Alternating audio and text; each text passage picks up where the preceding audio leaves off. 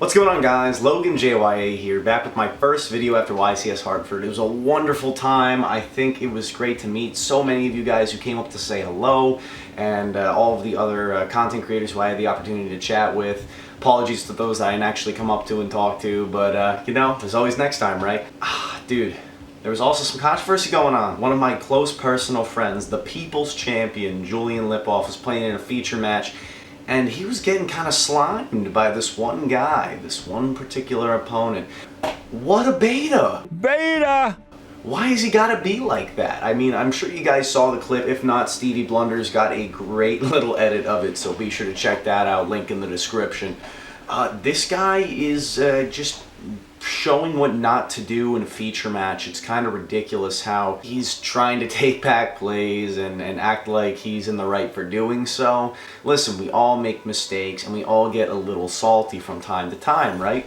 There's nothing wrong with that, but I think when you're in the feature match of such a high level event, you have to kind of go above and beyond that expectation and just be your best self. I mean, maybe this was this man's best self, and he truly is a beta at heart, but we can hope that this was just a mistake. At the end of the day, though, there's no excuse for it, man. There's no excuse for it. And the People's Champion, Julian, ended up getting scuffed in the end there as well, as I'm sure you all saw. So it's unfortunate. It certainly is unfortunate. But I got Julian's deck list to show you guys. So if you wanted to see that Day 2 Agent deck profile, you came to the right place. Listen, no Clown Town here. I'm only going to show you what you want to see, and that's this insane Agent deck profile. So if you want a follow-up to this, then you definitely should like this video, subscribe if you haven't already done so, and I also want to flag that we can bring Julian on. He's, like I said, he's a friend of mine. We can bring him on to do a combo tutorial if that'd be interest to you.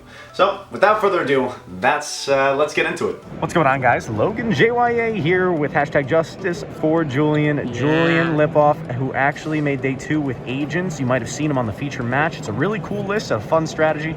Unfortunately, it doesn't perform too well in time, but unfortunately, listen, still a great accomplishment with such an interesting strategy. So before we get started, any shout outs you'd like to give? Oh, yeah. First, shout out to everyone I came with. Chris, Synchro, Binner, Connor, Ruck, Tito, Steve Adams. Shout out to Troy Perkins for lending me droplets. I discarded it a lot, but thank you.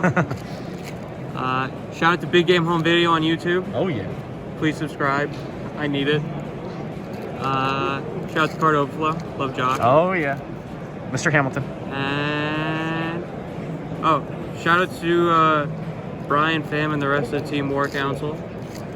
Brian told me to play a card in my extra deck, and it changed my whole deck, and it's very good. Very good. Very good. All right. Anyway, without further ado, let's get to it. All right, the agents. We got 3 Earth, normal summon, add a agent. 3 Venus, summon Shine Balls. 3 Neptune. This is like the best card. So can you explain this one to me? I know it's a new one. Yeah, so you discard a card, you discard it, yeah. Summon an agent from your hand or grave, and if Sanctuary in the Sky is on the field, you could summon a Hyperion instead. Doesn't target. A lot of the times people would stop my Venus because they didn't know this card existed, so just discard it, bring back Venus, and keep going. And with Venus comes the balls. The balls. A Soul of Light covered by a mystical shine, and when you see its true form, your dream will come true. And my dreams did come true. Not all of them, but some of them. I drew it a fair amount, sometimes in multiples, but there were a couple games where I draw a double shine ball and still win. Because when you see it, your dreams will come true. There you go. Now for the good stuff, the other good stuff. My whole deck is good stuff. P.U.N.K engine. We got 3 Xiamen, 2 Foxy Tune, 1 Deer Node, and 1 Shark Kusai, the guy that fuses.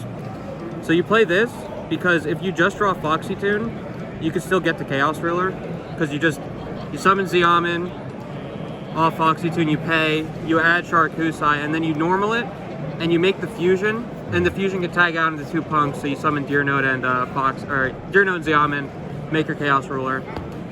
For the 1-ofs, we have Majesty Hyperion, Master Hyperion, Trickstar Corbane.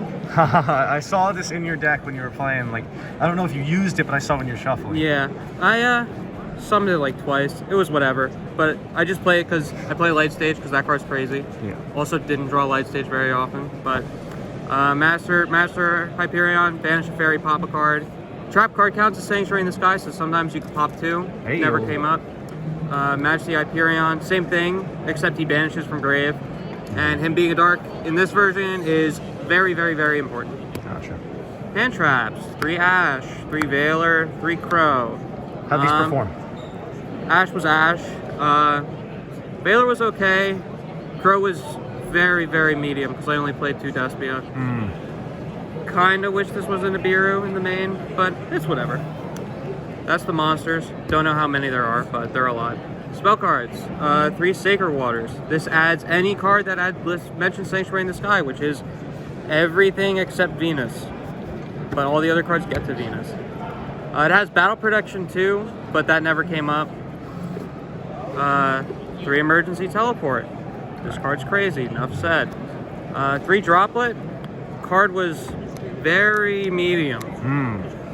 I mean, obviously there were games where like if I saw it I'd win, but a lot of the times when I draw it, I just discard it for the Parshath Link because I'd rather get the trap card.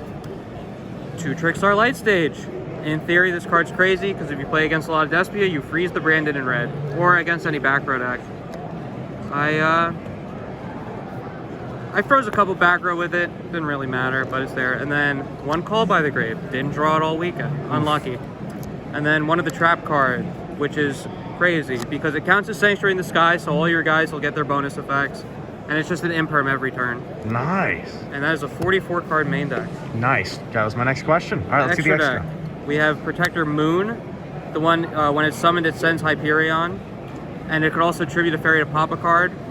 Kinda wish I played 2, because if the game passes back to you, you kind of just want this to keep going, like to pop more stuff. Halka 5 Racks. Best card in my extra deck. Parshath, you could discard it to add the trap card. In my old builds, it used to be you do it to add Christia, but because I'm doing something else, which you'll see in like a minute, it just ends up being better to add the trap card. And I also cut Sanctuary in the Sky because I didn't need to summon Christia, so that was a big plus. Celine, because I played Veiler, never summoned it. Access Code. Summon this way too many times. Apollosa, you summon this during the combo.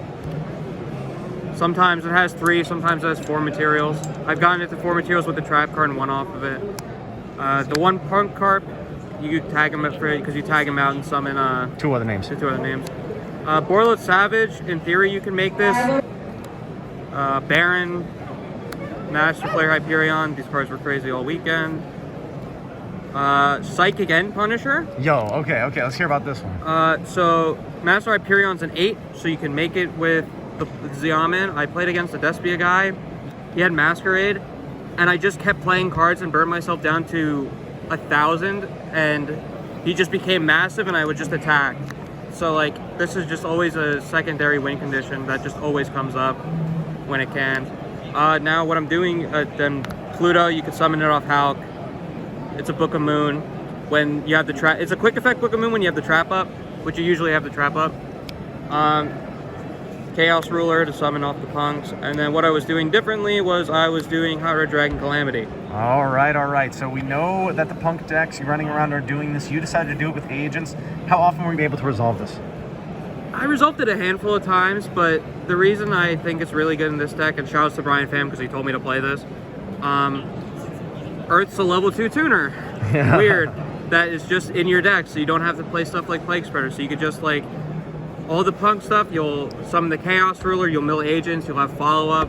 Sometimes you'll have an Apollosa with it. So like when they droplet you, they have to droplet you for like 2 to 3 cards and then still have cards to play. Right.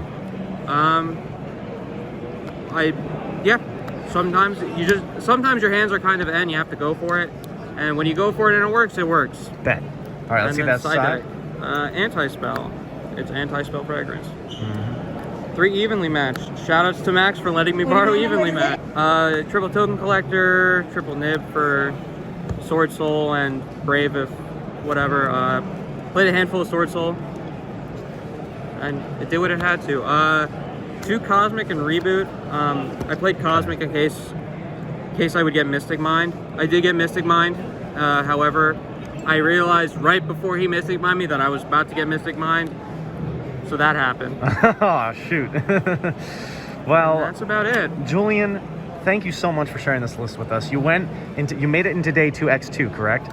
Yeah, I lost round 3 and round 9. Nice. So that means you went 7 and 2 during day 1, which is very, very And admirable. unfortunately lost round 10, but it's okay. It's all right, man. You performed excellently, and I don't blame you for that loss. We blame the time rules. Anyway, brother. Always a pleasure. Excellent work. Logan JYA, sign off. Have a great day. I'll see you chumps later. Peace.